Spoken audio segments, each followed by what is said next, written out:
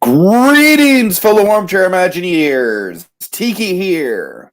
Jacob Wild too. In whatever the Norse way of saying "and monkey" is. All right, and yeah, that's right. We are covering DuckTales, Season 3, Episode 7. It's The Rumble for Ragnarok. Yes, woohoo indeed. Woo-hoo. Ooh. All right, so unfortunately, we did not get that MCU crossover that we were, maybe hoping for, given the No, title. we got a Harry Potter crossover. God. Not Fenrir. That's true. That's true. Yeah, that is very. You're right. You're absolutely right. That is very close to the Harry Potter character. Yeah, it's like watching this, I hear the name, and it's like, oh, okay, that character's name makes sense now in Harry Potter. Yep. Then you're Greyback. All right. Anyways, so let's see, guys. The Rumble for Ragnarok. What do y'all think?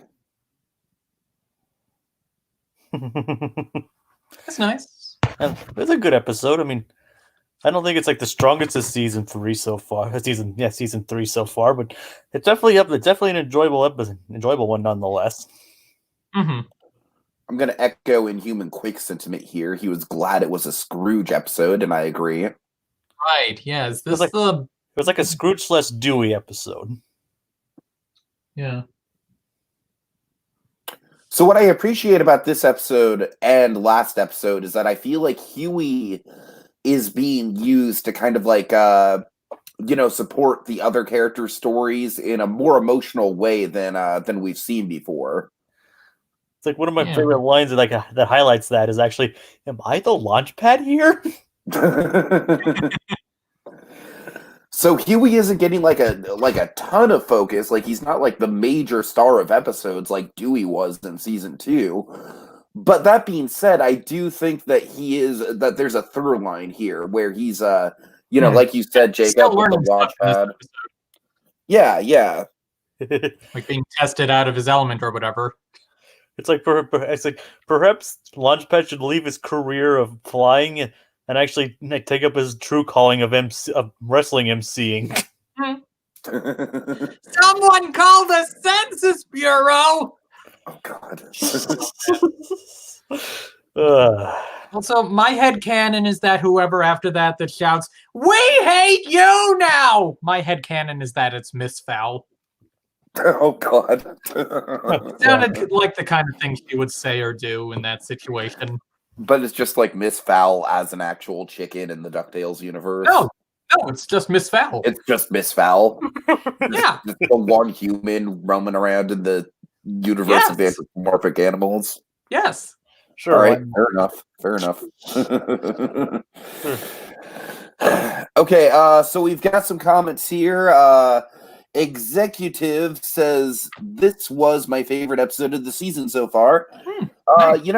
I gotta say, I'm not a wrestling guy, so maybe that's why it didn't really resonate for me all that much. I liked it. I liked all the character beats in it. I mean, I'm not a wrestling guy myself. It's like, yeah, but I mean, I still got a lot of enjoyment out of this episode. Yeah, but like you said, I don't think it's like for me. I don't think it's the strongest of the season. I'd still say the strongest of the season is the Double O Duck episode. Yeah, I'd say probably that or a Quack Pack. Yeah, both of those were very good. Yeah. I'm gonna check to see what the episodes have been real quick to reaffirm my stance on this. Yeah. Inhuman Quake asks, "Is this hiatus?" Jacob, can you confirm that? I'm actually checking the list of episodes right now. Okay, so we'll get back to you really quick on that, Inhuman Quake. Speaking of previous episodes, so far I'd forgotten about this until seeing it. It just kind of came to mind somehow, seeing the name, but I'd forgotten that they actually mentioned Jormungandr once before in this series. Yeah, they mentioned him in Last Christmas. It's like Scrooge, like casually mentioning things that he did, like do this, do that, keep the world. Got the business, family, keeping the Norwegian monster Jormungandr at bay. And they're what? I was wondering when he was going to show up, but like, yay, setups. So yeah, perhaps my favorite would probably be It's like I think if I did choose between two, it'd either be Louis 11 or probably the Double O Duck episode. Yeah, but I mean, don't get me wrong, executive. This is a very good episode with some really good character beats and action, and that's kind of what I like about the episode is that it is a good mix of character and action, and it flows really well in that regard. And so far, no new episodes have been announced yet. No. I mean, who knows? There might be some, but if they haven't at least been announced yet. All right, well, Jacob, this might be the time, and Monkey, feel free to jump in on this as well if you want to watch it. This might be the time, maybe next week, to do Legend of the Three Caballeros. It's an idea. Yeah, the Three Caballeros sounds good. We have to bring Pink Pearl in, of course. We should, yeah. At least see if she's available to do it. Anyways, we have a backup plan in case she's not available, though. That's true. Okay, anyways, let's see. Who, Okay, I'm just going to get this out of the way sooner than later. So, yes. Why... Anyone else feel a little unclear on exactly why the crowd turned against Jormungandr? Yeah, because I think the one I got that was more like because he was like picking on a defenseless child, like who it's like because at least Scrooge is making himself out to be a heel. Not be a heel while it's like it's basically seeing a hero picking out another hero because like the way wrestling works usually is that, like there's like usually a designated hero and a designated bad guy.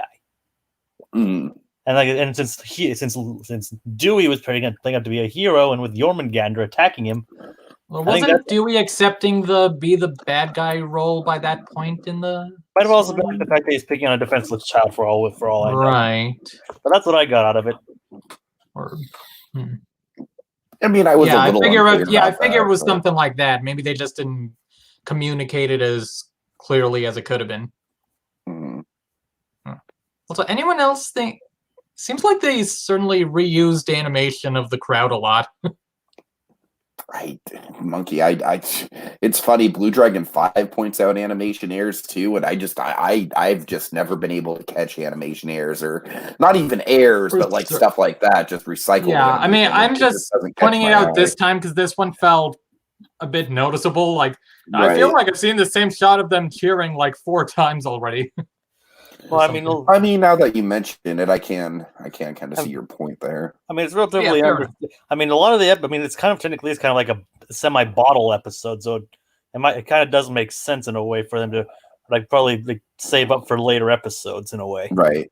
And that's what I'm saying. Like this episode doesn't have like an elaborate musical number or chase sequence or anything like that. You're right, Jacob. This is a very self-contained episode. So trust me, like a lot of these shows like have like a limited budget per season. So if they can save episodes or save money where they can, especially in something that's not really entirely noticeable or impactful, I mean, I guess they can go for it all they want. But that being said, we did get a pretty cool Dragon Ball Z style fight at the end there. Yeah, that was pretty cool. That the power of beard hair. Yeah, nice setup and payoff with that. Let's see. Remind me Dewey's name. I should have remembered it because it's like it's something like Cool McPop or something like that, or like something with a champion or pop. Was it Champion Popular? Yeah, Champion McPopular. I thought it was. No, it's like I just think it's Champ Popular. Okay, I don't know where I got the Mick from, but okay. Yeah. Champion Popular. Giving candy to a dog. What a dummy. So yeah, just I mean the Champ Popular thing just really goes with my love of the hashtag Dewey branding. Like he's also DJ Daft Duck. Yeah. Speaking of branding, we get some really funny stuff with Louie in here doing the merchandising. It's like, how did you know exactly what I was gonna do? You're my brother. Just it's like I've known you all my life, which also gets used very nicely in that heart-to-heart scene later. Yeah. Who'd have thought that Louie of all people, the supposed evil twin, would basically be the heart of these recent episodes. But like I said, in a way, it does feel like sort of like a. Huh? Huey definitely got some heart in there as well. Yeah. And also, it does sort of feel like a continuation of like after Louis 11 with with Louis giving encouragement to Dewey after what they've discovered in that adventure. Louis definitely matured quite a bit since like season 2. Okay, guys, we need to go through some comments because the comments are kind of on fire right now. Okay. Let's see. So, Claude wondering what the other guest voices are going to be, and also wondering who James Monroe Englehart is going to voice. Right. He's guessing either Santa Claus or adult Cloud Kicker. I thought Clancy Brown was going to be Santa Claus. I have no idea. And then Inhuman Quake says, I think James Monroe will be voicing Taurus Bulba. Name rings a vague bell. He seems more like a Kid Couch looker kind of guy. He usually plays like these fun characters, and it seems like Cloud Kicker would be right up his alley on that. I would think so, because also Cloud Karinga says Hugh Bonville is most likely going to voice Taurus Bulba. Yeah, I agree. I don't really think Taurus Bulba is really in his wheelhouse, honestly. Anyways, let's see. Gosling is going to probably be voiced by Stephanie Beatrice, who, if that's true, I am really excited about that, because I'm not a huge fan of Stephanie Beatrice just because I don't know her from a lot of stuff. Like, I haven't really watched Brooklyn Nine-Nine or anything like that, but what I have seen her in, I really enjoy her, so I think she'll be a good choice for Gosling. Anyways, let's see. When do you think that Darkwing and Gosling are going to show up this season? I mean, they're probably going to, if I had to guess, I'd maybe say towards the later half, maybe even as a lead-in to a season 4 or something like that, because we've still got a lot of story that we need to go through this season with all the, with all the hashtag Beakley theories. Speaking of, surprise Beakley in this episode. Yay! I was hoping it was going to be a surprise Della and Donald tag team. Yeah. Again, kind of, I guess, with what he said, I don't trust Donald and Della to cooperate on a jigsaw puzzle. But what I was thinking is that they basically kind of like hone in their anger towards each other and then like do like a big epic anger tag team attack. I honestly think that they should have done that, but probably would have been like two character. Okay. Can I just tell you guys the biggest missed opportunity of this episode, honestly? What? Like, speaking as a diehard DuckTales fan. Go on. Why did Scrooge McDuck never use his cane as a weapon in this episode? That is a good question. I find that to be inexcusable. He's done it before in the show. Well, who knows? Maybe wrestling rules. Maybe. I know the wrestling rules seem. I mean, if you could be a werewolf and like bite people and stuff in this wrestling, I don't know. I mean, that's a fair point. I'm just saying. Anyways, Morgan Weniger says the best part of the episode was when Louis was being the voice of reason, and he showed how close they are and how much Louis loves and knows his brothers. That's what you guys were speaking towards earlier, and I very much agree. Yeah, because like I said, who would have thought that Louis of all people would be the moral center? Okay, let's see.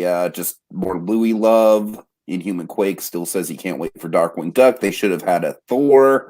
What do you guys think of that? Because honestly, they could have. They could have put in like a Thor type character, or even like just a.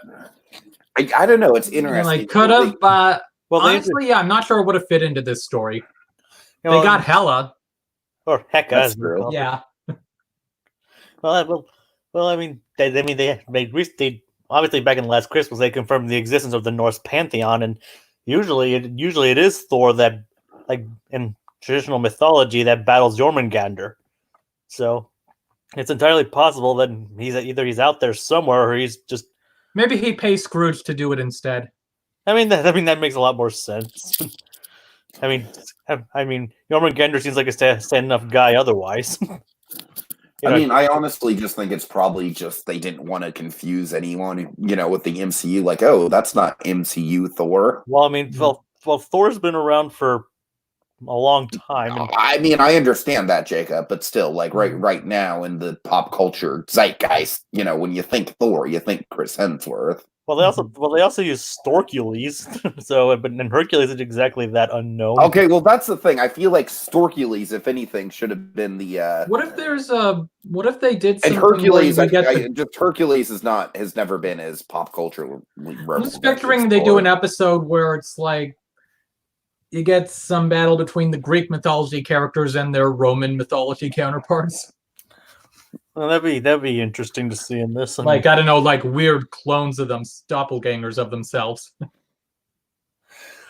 I mean, this series doesn't really even. I mean, who knows how well this series is actually playing true to actual mythology? I mean, they've shown some things, but they've also changed some things. So, I mean, I like how they adapted like Ragnarok into like boiling it down to like a wrestling match, which I thought was pretty creative to begin with. Yeah, that was a nice touch. I mean, it's like you said, it was probably used for, just to make it more of a bottle episode, but it was a creative use of getting it to a bottle episode. I mean, I'd like to see more of like this kind of like otherworldly, like Norse like gods and monsters in this world. I wonder I wonder if they ever considered like having a Michael Buffer cameo in this episode. Well, Jesus Christ, if he could show up in Dumbo For multiple Dumbo. times. Multiple times, monkey. More than once.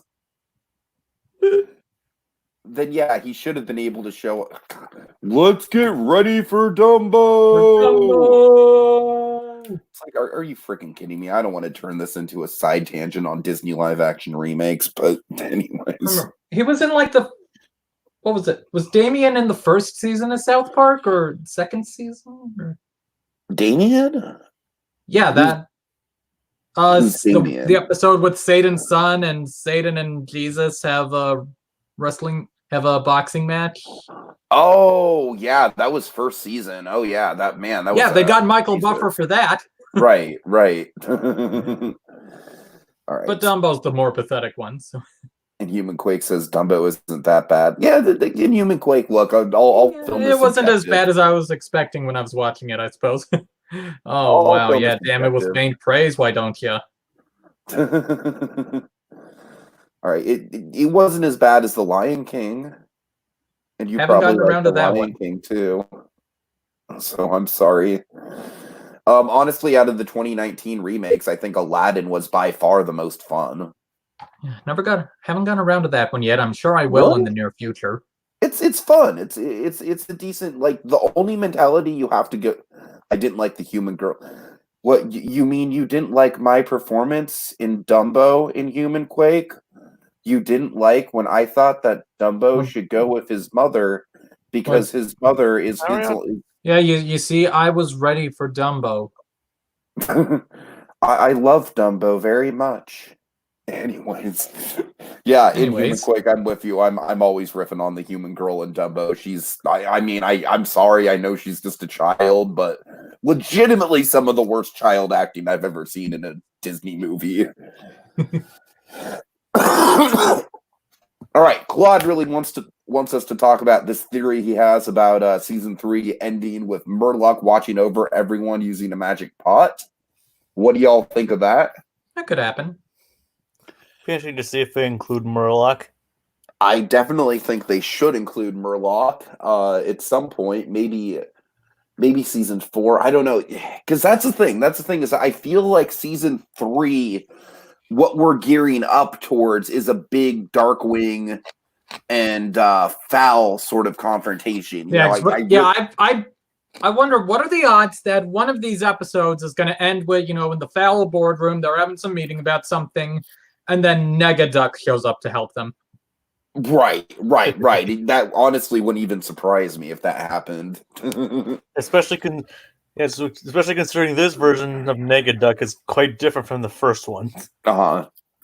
So that's what I think. Basically, I think, Claude, what this is leaning towards is season 4. We're gonna see, or I'm sorry, season 3. We're gonna build up more of the Fowl mystery as we keep going. I do think that eventually Darkwing is going to have to get introduced sooner rather than later into the main story, if anything, because I feel like with with Gosling being cast and everything else, I really do feel like that's an important part of the Think we'll have any storyline. more like the stuff between Darkwing and Gizmoduck? Well, I mean, yeah, that's the thing. There's a lot of stuff with Darkwing that they can do, you know. So, so I think that basically we're gonna see Darkwing integrate himself into the second half of the season. The second half of the season is going to end with a confrontation between everyone and like Steelbeak and other agents of Foul, and then it's going to kind of like pan out, and we're going to see like, oh my god, Murloc is watching over the whole thing, and that's like Murloc is maybe even going to be like this Thanos level, like, okay, like we thought that Foul was a threat, but Murloc is an even bigger threat than we've ever encountered before. So that's just how I see it. It's just my theory. Anyways. I can see that.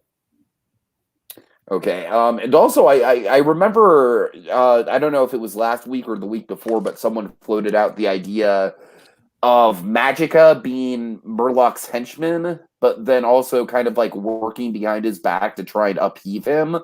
And I really like that idea. Hey, it's totally something Magica would probably do. Uh-huh.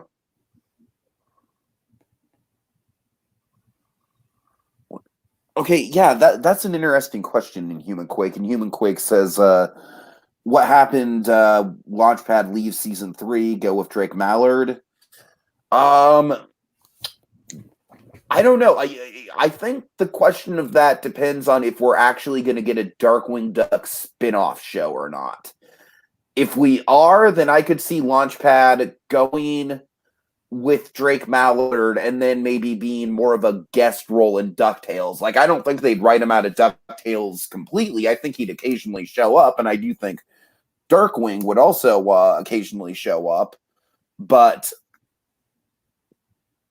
I still think that it depends on the on if we actually get a spinoff, because I very much do think that at this point we can kind of just exist with Darkwing being in the DuckTales zeitgeist, but not having a spinoff show yet. I don't necessarily think we need a Darkwing spinoff show yet. I mean, if they get one, that'd be great. I mean, don't get me wrong. I just want them to take their time. But yeah, if we get one, that would be solid for sure. But I mean, at this point, there's a number of different spinoffs they could do, you know, because they've hinted at Goof Troop, they've hinted at Rescue Rangers. So I don't know, like not to dive right into the Disney Afternoon cinematic universe of it all, but it's not that I don't want a Darkwing Duck series. I just want it to naturally flow into the storyline of DuckTales, and I want them to be really connected towards each other. Because, like we've already said, I think they've really set themselves up well with all the Disney Afternoon references they've sprinkled into the first couple of seasons of DuckTales, that they do have the groundwork to then kind of like spin off Avengers style into into other standalone series if they want to. That would work. Right. Yeah, Falcon Graves and the Winter Soldier. Executive says, has anyone noticed that we haven't seen any of the main villains yet besides Mark Beeks? Yeah, I have noticed that. Where is we did see the Foul board members in one episode. Well, I think he's talking about like the main season 1 villains. Yeah, like Magica and Magica. Glomgold is the one that I miss the most, honestly. Yeah. Everybody loves Glomgold. Mm-hmm. Also, I really want oh god, why am I blanking on his name? Jesus Christ. Who is he? The professor dude. Professor I'm having a senior moment here. Why am I blanking on his name? He voiced by Paul Frees, the World of Color Duck. Oh, well, Ludwig von Drake. Yeah, thank you. God, oh my god, that was a total senior moment with me forgetting that name. Oh, senior moment. Well, here's what you need for that. God. I really want Ludwig von Drake to be in this show because he is one of my favorite Disney ducks. I know that he's quote unquote dead, but he could come back as like either like a computer in the same way that we got Zola? in the same way that we got Zola, or he could just be another ghost. Well, technically, his computer was in the Arctic episode. Yeah, right. Yeah, So I don't know. So far my headcanon is like unless they confirm otherwise, maybe he's trapped in another dimension. I like that idea, and then I like maybe if we get into an episode that, or maybe even a saga that goes into like the multiverse of it all. We can rescue him. Oh my God! What if they have an episode that goes into the multiverse and we visit the original Disney Afternoon versions of the shows? Wow, That'd be that could be fun. Be a bit. I think that has a lot of potential. Maybe even like they could wind up in the Wise Little Hen. Oh God! Oh my God! Yes! Oh God! I love that. Oh, they pluck the corn. Yeah, okay, I'll put the corn up for a price. See, like that's Uncle Donald. Let's see. Is Ludwig von Drake related to Donald and Della still? Yes. I would guess. assume. Okay. Wait, yeah, they have? No, wait. They've never actually mentioned that in here, so. Yeah, that's what I'm saying. I don't. Maybe think that's one of Beakley's Beakley's secrets. The continuity and all of him being even related to them at all is like dubious at best. Like some sources say he is, some sources say he's not. It's like depends on the continuity, I guess. Mm. What I understand is like he might have just like married into the family in like some continuities. Yeah. Right. So I have no idea. Let's see. Claude Coringa says he wants to see an episode with Glomgold, Beaks, and John D. Rocker Duck interacting. That'd be fun. I don't think kind of like a billionaires convention. Is Rocker Duck even still alive? Unless he's frozen in something? Like Yeah, so like one of those Jurassic Park mosquitoes or something. Perhaps. Oh yeah, because he is because technically he was in like the season 2 finale at Fowl. Yeah, and his like right. And his butler was still with him. He's technically still frozen, but he's still part of Fowl somehow. The Further Adventures of Rocker Duck's Frozen Head. Like entirely frozen body. Right. Okay, guys. Let's see. It turns out that wasn't really Rocker Duck. Rocker Duck was actually cremated years ago, and the butler guy was just in there as a double agent. Inhuman Quake. Yes, we will review the Justin Roiland show. We will. I plan on it. Solar Opposites. Yeah, Solar Opposites. Yeah, I plan on reviewing that. It's now on. I don't know if it's on Disney. Is it on Disney? No, really? What he's saying is like it's on Hulu, but Hulu's technically owned by majority by Disney. Oh yeah, right. Since they bought Fox. I thought he was saying it was on Disney Plus. No, I don't think that should be on Disney Plus. I don't either. All right, Claude Coringa, who do you think could voice Murloc? Oh, hopefully they could get Christopher Lloyd back for that. Yeah, but if they can't,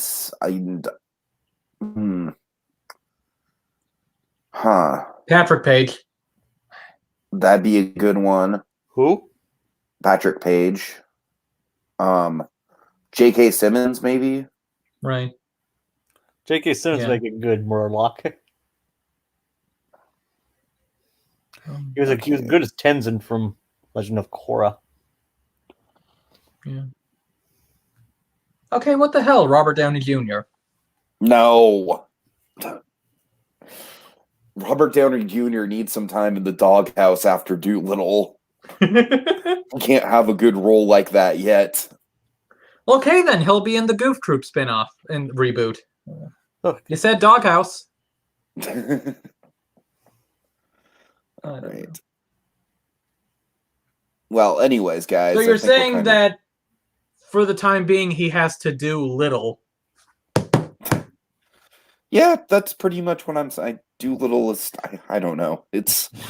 I don't understand that career choice. All right, guys, I think we've pretty much run our course on this conversation, right? Yep. Doolittle was the sign. Pretty much, yeah. I mean, I got to admit. Chris, Yeah, I'll Inhuman be Quake Dr. Dewey Little. Oh God! All right, monkey. Inhuman Quake says Christopher Lloyd isn't tuned out on HBO Max. That's actually a good sign that we could potentially get Christopher Lloyd back. I'd like to see Christopher Lloyd back as Murloc. Don't get me wrong. I mean, it's not like they don't like Bill Farmer returned as Goofy, so it's not like they never go with original castings on this show. Well, the difference is like he's like Goofy's like he's been voicing Goofy for years. He only voiced Morlock once. Yeah. I mean, I know, but still, I don't know. I still would like to see it. You know what the most recent thing I remember Christopher Lloyd from, in terms of voice acting, and he did a great job. He was super creepy in it. Is Over the Garden Wall. He did a lot of good. He does a lot of good stuff. Yeah. So I actually think he's kind of like having a little bit of a heyday with voice acting these days. It's probably too rough for him to do a lot of physical acting now. That's what I'm saying. Yeah. Mm-hmm. All right, guys. Anyone in the comments want us to talk about anything else specific to this episode? Oh yeah, there's an episode. Right. We'll be back tomorrow with Rick and Morty. Actually, scratch that. I'm not entirely sure. Inhuman Quake says he loves him in the Page Master. Yes, I agree. Inhuman Quake, Page Master, great movie. He's the only good thing about that movie. I don't think he's the only good thing about that movie. I like the animation in that movie. Like, damn it, Ted Turner, stop trying to educate us. You know what? That movie did kind of get me into reading a little bit. So it's like I was just quoting Nostalgia Critic on that one. I know. It's like, damn it, Ted Turner, stop trying to educate us. Okay, yeah, Inhuman Quake, we were going to do Rick and Morty, but here's the dealio, though.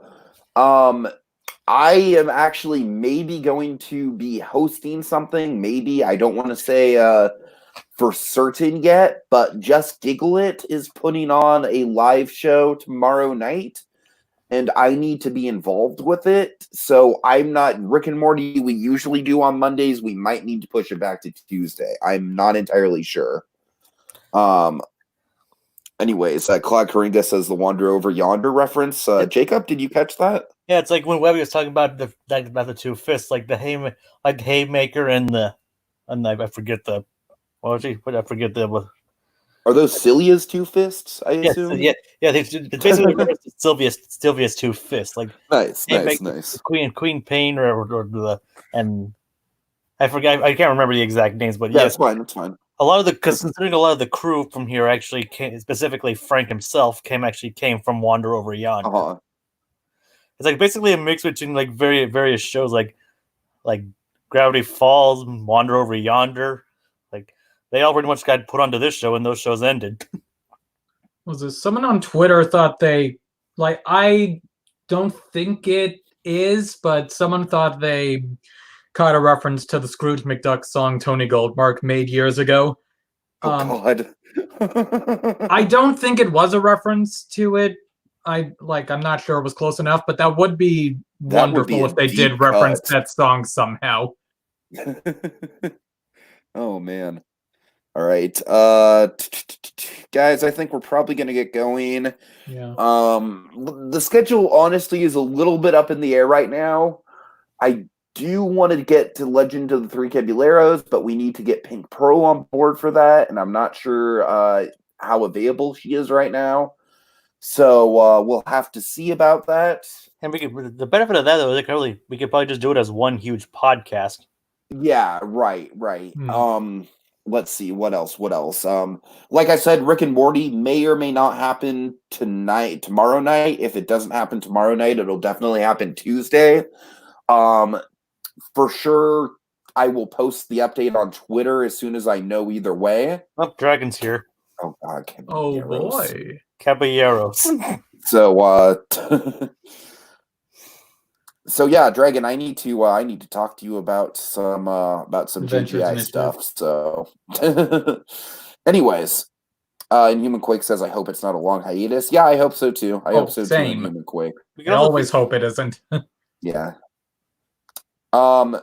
Inhuman Quake. Let me get my Twitter up for you really quick. Any final thoughts on this episode, guys? While I go do that. No, as I said Not before, really. It's definitely like a solid. It's like It still feels like an experimental season. I applaud that. I mean, like, it's definitely the seasons. I can definitely think this season's probably taking a lot more risks than it has before. Like, I mean, I can definitely appreciate like some of the more outlandish stuff they've done. Like, they've definitely gone to like a lot more varied locales than they have before. So, I can definitely appreciate that. It's done probably not close to my favorite episode this season, but definitely still a very solid one.